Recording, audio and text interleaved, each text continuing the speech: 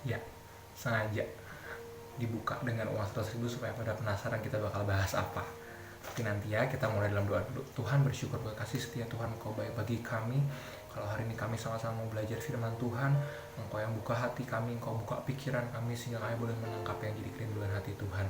Beri kami hati yang mau belajar, telinga yang mau mendengar, sehingga Engkau Tuhan yang baik boleh terus membuat kami mengerti dan menangkap kerinduan Tuhan. Destiny Tuhan bagi kami. Bersyukur ya Tuhan, ini hidup kami di dalam nama Tuhan Yesus Kristus. Setiap kita yang percaya katakan, amin. Oke. Hari ini firmannya emang relate ke uang, tapi nggak sepenuhnya tentang uang, bukan tentang memberi, bukan tentang persembahan, tapi tentang diri kalian masing-masing. Kita mau buka dari Matius pasal 22 ayat 15 sampai 22. Oke. Aku bakal bacain seluruhnya dulu buat teman-teman semuanya supaya kita kebayang konteks yang terjadi saat itu. Matius pasal 22 ayat 15 sampai 22. Kemudian pergilah orang-orang Farisi, mereka berunding bagaimana mereka dapat menjerat Yesus dengan suatu pertanyaan. Mereka menyuruh murid-murid mereka bersama-sama orang-orang Herodian bertanya kepadanya, "Guru, kami tahu engkau adalah seorang yang jujur dan dengan jujur mengajar jalan Allah, dan engkau tidak takut kepada siapapun juga, sebab engkau tidak mencari muka. Katakanlah kepada kami pendapatmu, apakah diperbolehkan membayar pajak kepada kaisar atau tidak?" Tetapi Yesus mengetahui kejahatan hati mereka itu, lalu berkata, "Mengapa kamu mencobai aku, hai orang-orang munafik? Tunjukkanlah kepadaku mata uang untuk pajak itu." Mereka membawa suatu dinar kepadanya. Maka ia bertanya kepada mereka, "Gambar dan tulisan siapakah ini?" Jawab mereka, "Gambar dan tulisan Kaisar." Lalu kata Yesus kepada mereka, "Berikanlah kepada Kaisar apa yang wajib kamu berikan kepada Kaisar, dan kepada Allah apa yang wajib kamu berikan kepada Allah." Mendengar itu heranlah mereka dan meninggalkan Yesus lalu pergi. So, kita mau bahas tentang uang kaisar yang dipakai untuk membayar pajak saat itu. Aku belum nyari secara detail gimana uang kaisar saat itu, uang dinarnya gimana. Tapi lucu ketika pertanyaan Yesus mengandung sebuah pertanyaan. Jadi dia minta uangnya, "Tunjukkan kepadaku mata uang dinar yang kau pakai untuk membayar kaisar." Lalu mereka tunjukkan sebuah uang. Dan Yesus membalas mereka dengan sebuah pertanyaan. Gambar dan tulisan siapakah itu? Di sini ada uang 100.000. Ada Presiden Soekarno di sini, yang adalah presiden pertama di Indonesia. Mungkin saat itu uang dinarnya adalah memiliki foto kaisar, memiliki gambar kaisar juga di sana. Dan itu menggambarkan sebuah identitas dari uang tersebut, sehingga Yesus berkata, "Ya, karena ini uang ini punya gambar dan tulisan kaisar, maka berikanlah kepada kaisar apa yang menjadi milik kaisar." Tapi unik ketika Yesus gak berhenti di situ. Dia berkata, melanjutkan pembicaraannya, "Dan kamu, berikanlah kepada Allah apa yang wajib kamu berikan kepada Allah." Kita harus menangkap bahwa Yesus sedang menghubungkan peristiwa gambar kaisar pada uang ini dengan sebuah hal yang lain. Kalau kaisar saat itu disandingkan dengan Allah dan mata uang disandingkan dengan manusia, dengan kamu, maka berarti Yesus membicarakan sebuah gambar di dalam hidup kamu. Gambar siapa? Kita buka Kejadian pasal 1 ayat 27. Kejadian pasal 1 ayat 27 dikatakan seperti ini. Maka Allah menciptakan manusia itu menurut gambarnya. Menurut gambar Allah diciptakannya dia. Laki-laki dan perempuan diciptakannya mereka. Wow. Yesus sedang merefer ke gambar ini, ke ayat itu. Dan dia mau berkata bahwa, ada gambar Allah di dalam hidupmu. Bukankah seharusnya kamu juga memberikan kepada Allah apa yang harus kamu berikan kepada Allah? Seperti kamu berikan kepada kaisar apa yang seharusnya menjadi milik kaisar. Aku dapat ayat ini kira-kira ada beberapa tahun lalu, mungkin 2-3 tahun lalu, waktu aku datang ke sebuah gereja. Dan disitu aku tertampar, aku baru ingat tentang gambar Allah dalam diri aku. Karena seringkali kita lupa sama gambar Allah di dalam hidup kita. Ketika Tuhan menciptakan kamu, ketika Tuhan menciptakan aku di dalam kandungan, ada gambar yang sudah Dia berikan buat setiap kita, Dan gambar itu seharusnya menjadi identitas kita.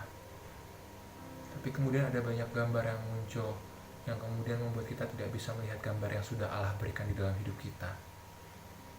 Entah itu gambar dari orang tua kita, gambar dari teman-teman kita, gambar dari orang-orang di sekeliling kita. Dan mungkin kemudian gambar itu dicoret-coret oleh ribuan orang, oleh banyak orang, oleh banyak tangan. Dicoret dan kemudian gambar Allah sendiri tidak terlihat.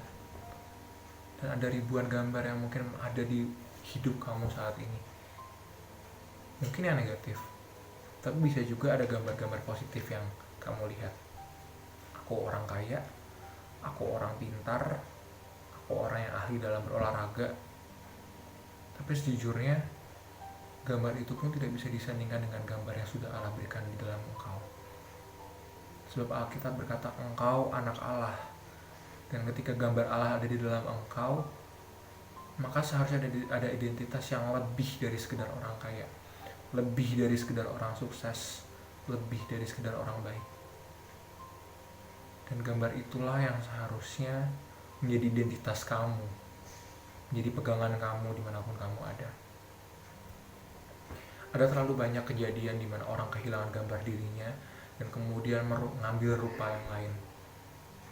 Mungkin gambar di mana mereka jadi transgender, gambar di mana mereka merubah fisik mereka sehingga menjadi orang lain. Pemazmur berkata, sungguh dahsyat dan ajaib apa yang kau buat dan jiwaku benar-benar menyadarinya. Aku bersyukur kepada Allah sebab kejadianku dahsyat dan ajaib.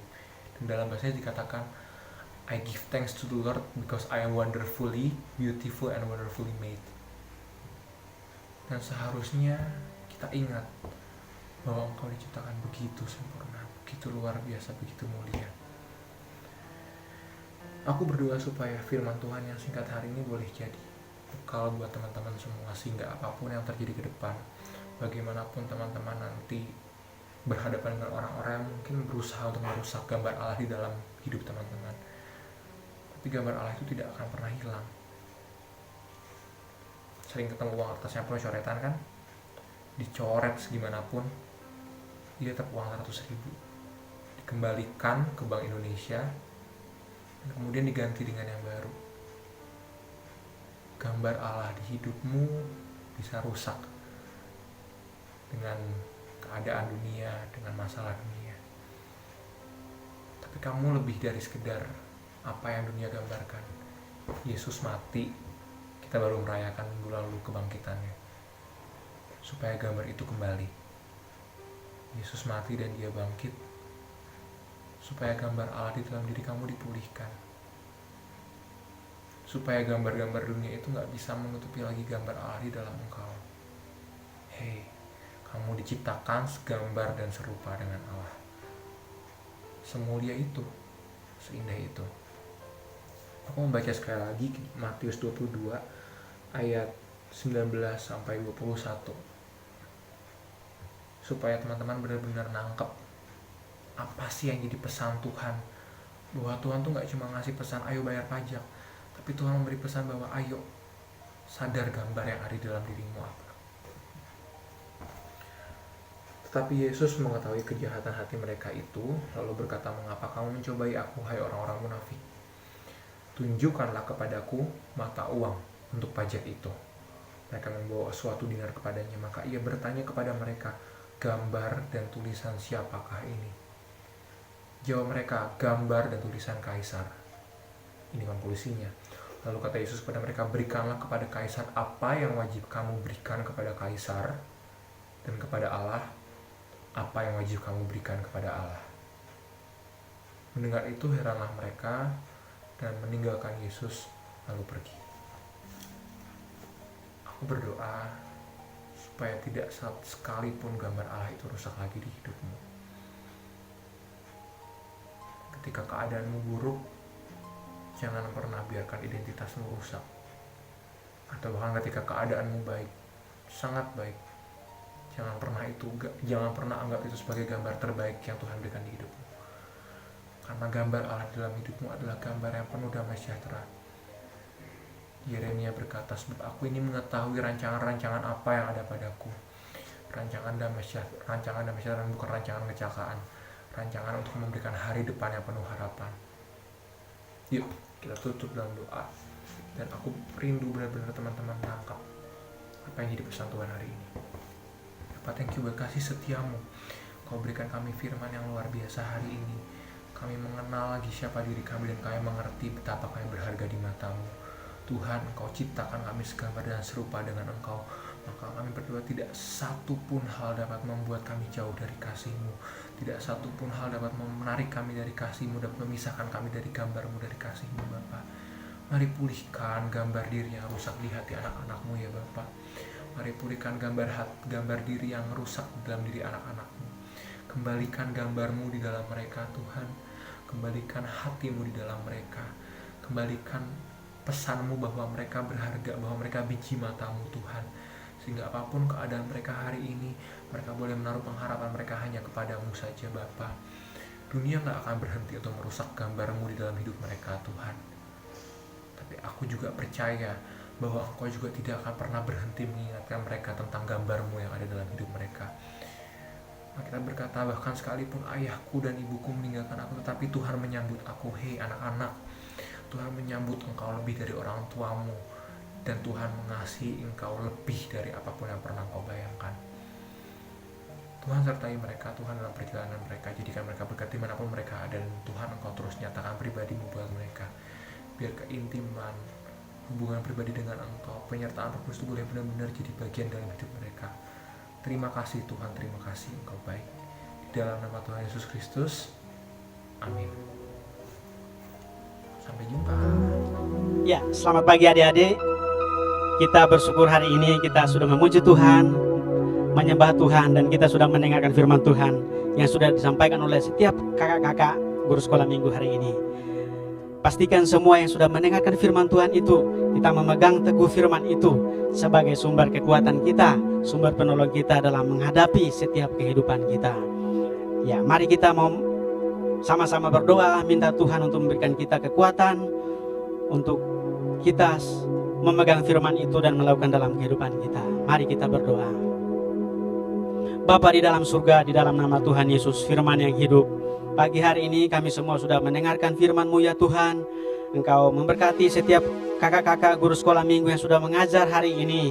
Kiranya firman yang sudah kami dengar ini, yang sudah kami nikmati bersama-sama pada hari ini, menjadi sumber kekuatan kami, menjadi penolong kami untuk kami menjalani bahkan melewati setiap kehidupan kami. Terima kasih Tuhan, meteraikan firman-Mu dalam hati kami dan mampukan kami melakukan kebenaran-Mu ya Tuhan. Di dalam nama Tuhan Yesus, firman yang hidup, kami berdoa. Terima kasih Tuhan, kami bersyukur hari ini kami akan menerima berkat-Mu. Adik-adik, mari kita akan menerima berkat Tuhan. Tuhan memberkati engkau dan melindungi engkau. Tuhan menyinari engkau dengan wajahnya dan memberi engkau kasih karunia. Tuhan menghadapkan wajahnya kepadamu dan memberi engkau damai sejahtera. Kiranya kasih karunia dan damai sejahtera daripada Allah Bapa di dalam Tuhan Yesus Kristus dan persekutuan pimpinan Roh yang Kudus menyertai kita senantiasa dari sekarang sampai selama-lamanya. Amin.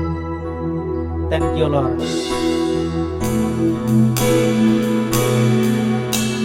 Thank you Lord.